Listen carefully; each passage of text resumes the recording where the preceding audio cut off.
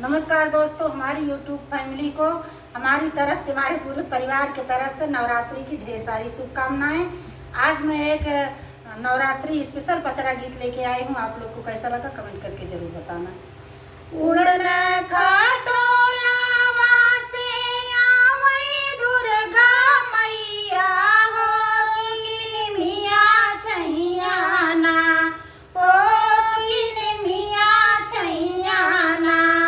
माई मोरी करती सिंगरवा हो, किली मिया छैया ना। माई मोरी करती सिंगरवा हो, किली मिया छैया ना।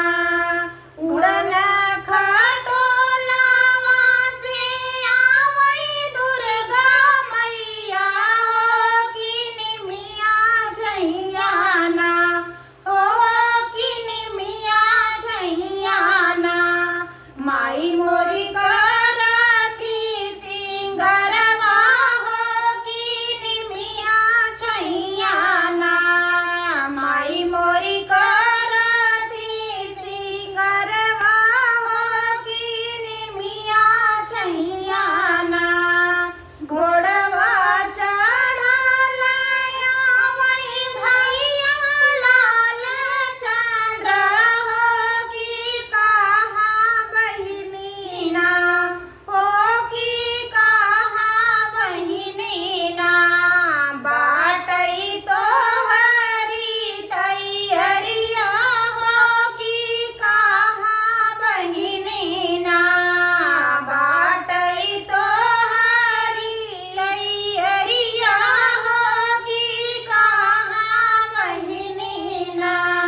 हम ताऊ जाबई भैया मालिया दुअरवा हो, कि लेई जानना।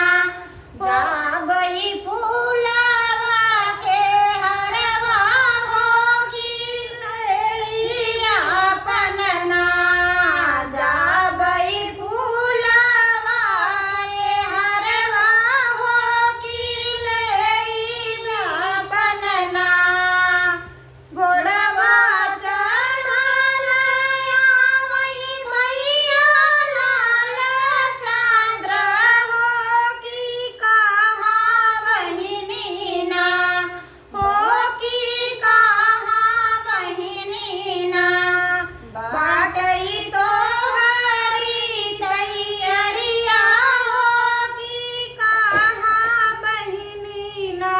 जम तो जाबई भैया कहाँ दुअरवा हो, कि लेई बिना ना हो, कि लेई बिना ना। अपन माटी के घड़िलवा हो, कि लेई बिना ना। अपन माटी के घड़िलवा हो, कि लेई बिना ना।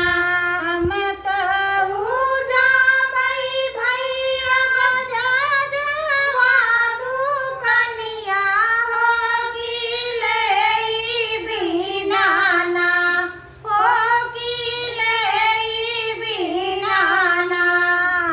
अपन सतरंगी चुनरिया हो, कि लेई बिना ना।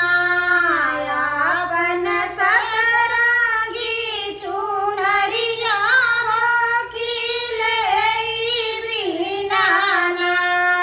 हम ताऊ जाबई भैया सेवा का दुअरवा हो, कि सुनई बिना ना हो, कि सुनई बिना ना।